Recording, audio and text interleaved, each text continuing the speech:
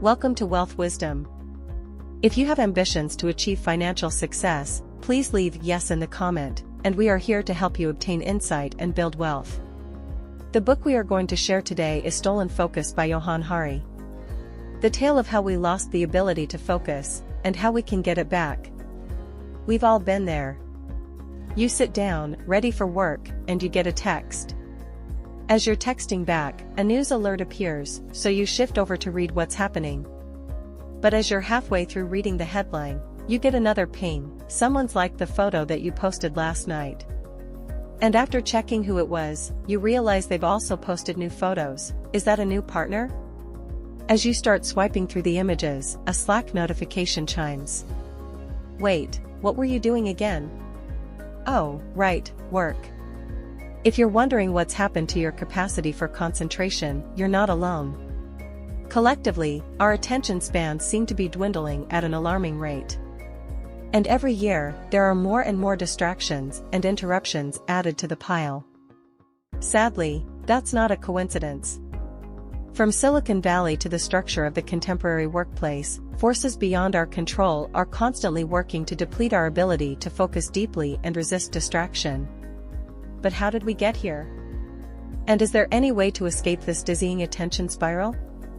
These are the questions we'll be covering in the chapters to Johann Hari's Stolen Focus. So, set your devices to airplane mode, and try to give your full attention to these 5 chapters as we uncover the story of a crisis that's reached a global scale. In this sharing, you'll learn how social media is actually designed to sap your focus, what 1950s animal experiments have to do with Instagram's like button, and why spending less time at work might actually boost your productivity. Before we continue, if you are interested in this topic, please consider subscribing and give us a thumb up. Let's continue. It's not just you, everyone is struggling to focus. Unless you're living off the grid, you've probably noticed that it's getting increasingly difficult to focus. You're busy all the time, yet you struggle to actually get anything done. In 2016, Sun Layman was having these exact problems. His capacity for deep focus was dwindling, and he was more susceptible to distractions than ever before. Layman is a professor at Denmark's Technical University, so he didn't simply dismiss the nagging feeling that his concentration was waning. Instead, he spearheaded a study to find out if there was actually evidence to back up his suspicion. By analyzing various metrics across online platforms, he and his team discovered something interesting. In 2013, conversation topics trended on Twitter for an average of 17.5 hours before people lost interest and moved on to a new topic. By 2016, that number had dwindled to 11.6 hours. That's a 6-hour decrease in only 3 years. The study records similar results across platforms like Google and Reddit as well. In short, the more time we've spent in online spaces, the shorter our attention spans have become. So, is it really just the internet that's eroding our focus? Well, yes. But also no. It's not quite as simple as ones and zeros. See, Layman also analyzed every book that's been uploaded to Google Books between the 1880s and today. And he found that this phenomenon actually predates the internet. With every passing decade, trending topics appear and fade with increasing speed. Layman's study is indicative rather than comprehensive, of course. And measuring these metrics isn't a definitive way to map our evolving attention spans. But, if we accept the premise that our concentration is suffering, the next question is, why? It's difficult to pinpoint precisely, but a good jumping-off point is what think tank director Robert Colville calls the Great Acceleration. Essentially, the way we receive information is speeding up. In the 19th century, for example, news could take days to travel from place to place. Then, technologies like the telegraph, radio, and television sped up the spread of information. On top of this, our information inputs, the different modes through which we receive information, have multiplied. In 1986, the average Westerner ingested the equivalent of 40 newspapers a day through the various available information inputs. By 2004, that figure had risen to an astonishing 174 newspapers worth of information. Today, that figure is almost certainly much higher. The internet has undeniably supercharged this acceleration. Now, information is not only available to us all the time, it actually intrudes on our lives through the ceaseless pings and notifications coming from our laptops and smartphones. And our brains just haven't caught up with this acceleration. Research suggests they never will. Our capacity for focus is an emergent field of study. But research in the area of speed reading suggests that there's a finite limit to how quickly we can process information. And, as neuroscientists point out, the cognitive capacity of the human brain has not significantly changed in the last 40,000 years. The amount of information we put into our brains has, however, stratospherically increased. It's really no wonder we sometimes find it difficult to focus. Apps and online platforms are addictive by design, not by accident. Facebook, Instagram, Twitter, the fact that these apps and other online platforms suck so much of your time isn't a design flaw. They're supposed to be addictive. After all, there's a reason Silicon Valley calls its customers users. And where did this design originate? That's easy, the Persuasive Technologies Lab at Stanford University. In the early 2000s, the lab asked whether the theories of influential behavioral psychologists could be incorporated into computer code. In other words, it asked whether tech can change human behavior. And the answer, as you might have guessed, was yes. Here's an example. One of the psychologists studied in the lab was B.F. Skinner.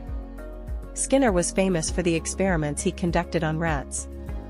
He'd present a rat with a meaningless task, like pushing a button.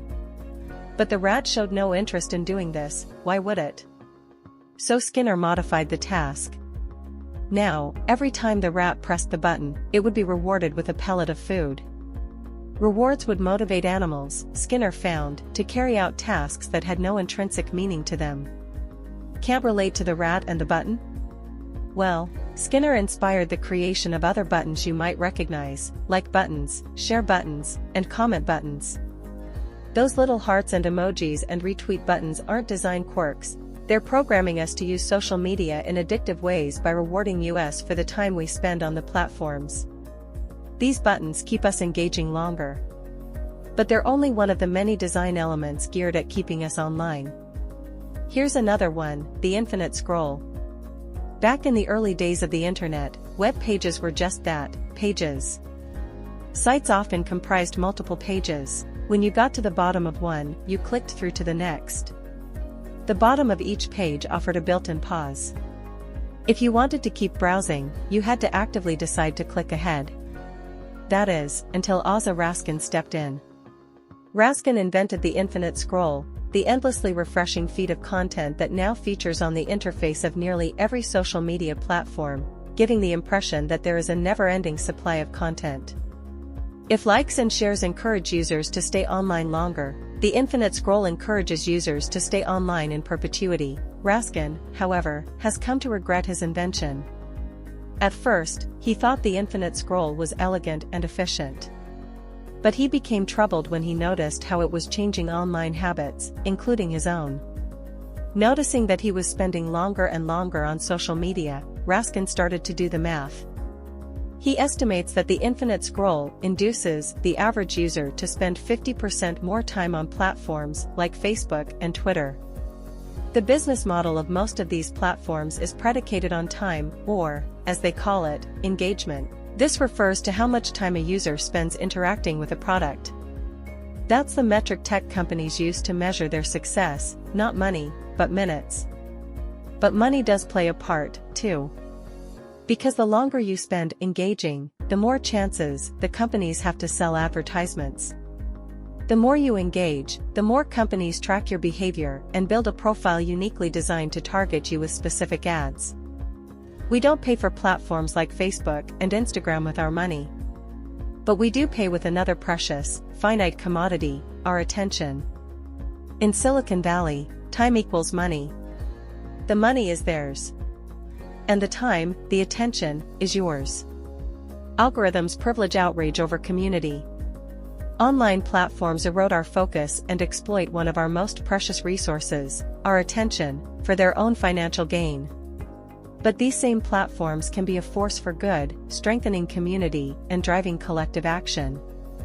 To better understand this potential, let's travel to the Complexo do Alemão favela in Rio de Janeiro, Brazil. The Brazilian government takes a militant approach to this crowded, low-income area, routinely sending in tanks to suppress unrest. And it's an open secret that the police shoot to kill.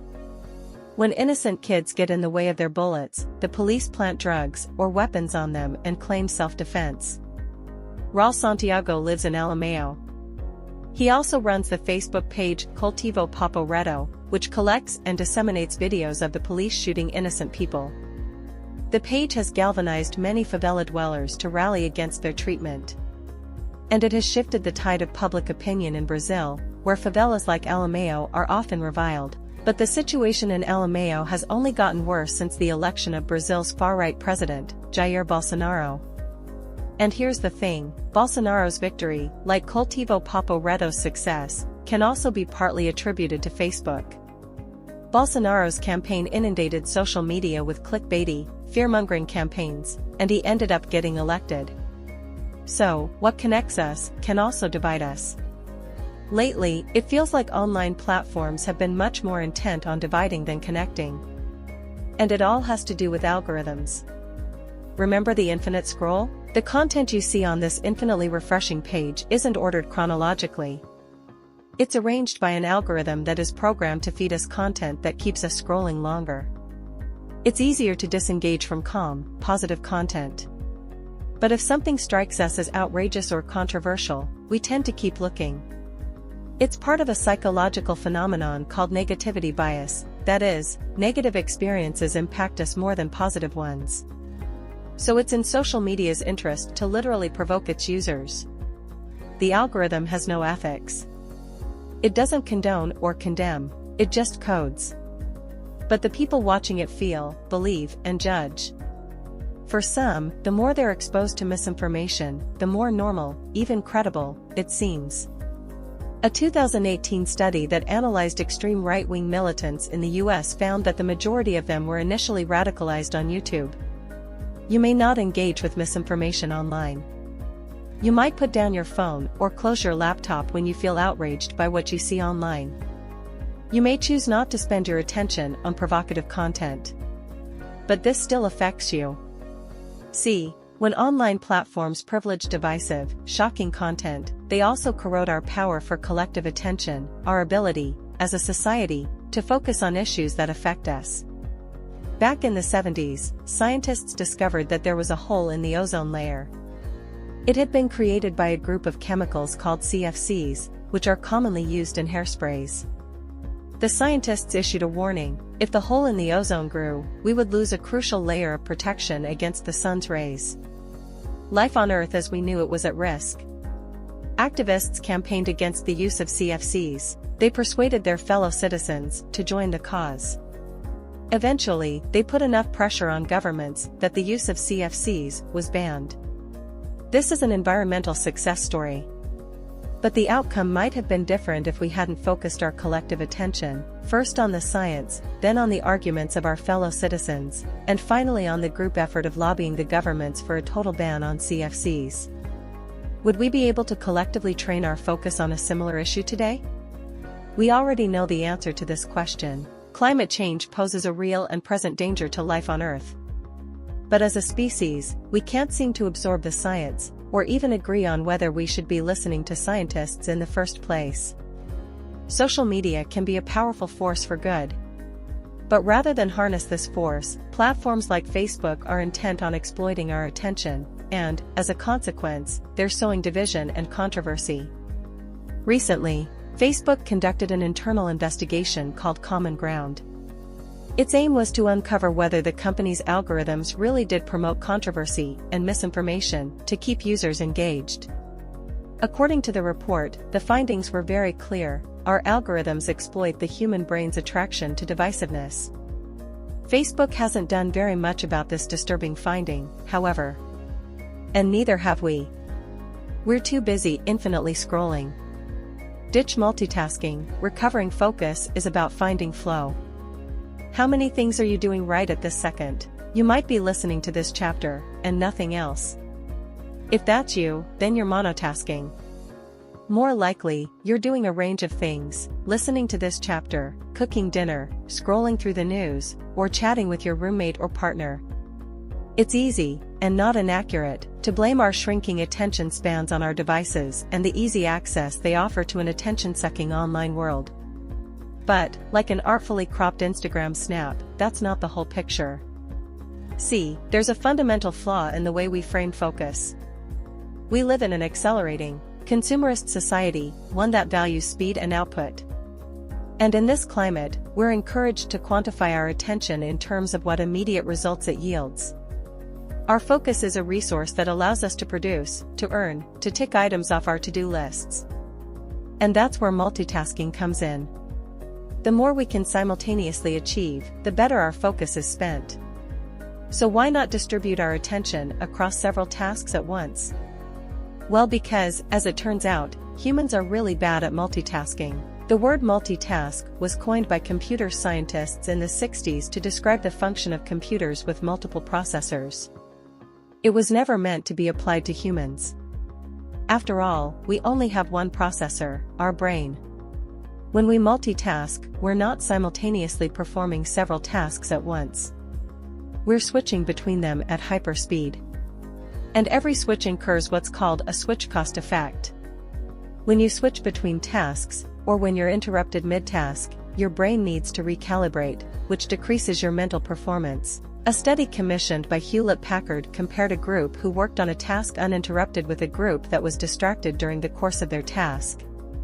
The study found that members of the distracted group temporarily dropped an average of 10 IQ points while they were completing their task. In a work climate that values multitasking as a sign of peak productivity, distraction is practically encouraged. We're constantly answering emails, participating in multiple conversations about multiple projects, and working across 3 or 4 different computer screens. In fact, in the US, the average white-collar worker spends 40% of their time engaging in so-called multitasking. Luckily, there is an antidote to multitasking, a way of approaching tasks that cultivates deep focus. The psychologist Mihai Csikszentmihalyi first identified this state, which he called flow. You find your flow, Csikszentmihalyi theorized, when you become so absorbed by a task that you lose all sense of your surroundings and are able to access a deep well of internal focus. If you've ever concentrated so hard on something, whether that's rock climbing, coding, painting, or simply doing a jigsaw puzzle, that you lose track of time, then you've been in a flow state. In flow, your focus becomes deeper and better, and you're far less susceptible to distractions. The good news, according to Csikszentmihalyi, is that everyone can access flow, as long as they meet a few key conditions. First, the task you're tackling needs to be intrinsically rewarding. When you're in flow, it's the process rather than the product that engages you. So, unless you're passionate about data entry, you're unlikely to find flow filling out spreadsheets. Second, the task should be challenging enough to demand your full attention, but not so difficult that you're tempted to give up on it. Finally, monotasking is essential. To tap into that wellspring of focus, you need to direct all your mental energy toward a single task. High-performing individuals like athletes, musicians, and scientists often attribute their achievements to their ability to access flow states. But in a society that has decided multitasking is a virtue, and that values speed and output over deep focus, the average person is finding it harder and harder to achieve flow. We can get our attention back. In a world obsessed with multitasking, making room for other forms of focus, like flow, is a radical act. And it's possible, but it's not as simple as slowing down and switching off. Activating airplane mode won't do much as long as you live and work in a system that encourages you to multitask, privileges productivity at all costs, and encourages you to spend increasing amounts of time in online spaces designed to sap your focus. It's the system itself that needs to change. Luckily, change may be on the horizon in Silicon Valley, where disillusioned designers are beginning to push back against our attention crisis. Former Google engineer Tristan Harris, as well as Ozza Raskin, yes, the same Ozza who designed the infinite scroll, want to see a non-predatory social media rise from the ashes of our current attention spans. Social media was designed to steal our attention, but Harris and Raskin are certain it could be redesigned to give our attention back. What would this new social media landscape look like? They have a few ideas. The infinite scroll would be turned off, for one thing.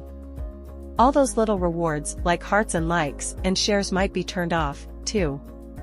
You could instead receive a daily roundup of what's happened on your feed, designed to discourage you from checking multiple times a day.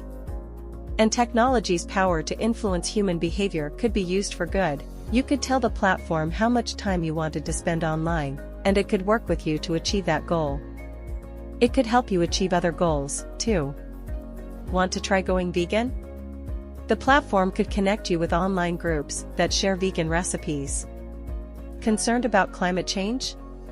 The platform could link you up with local activist groups, both on and offline. This is all hypothetical, of course.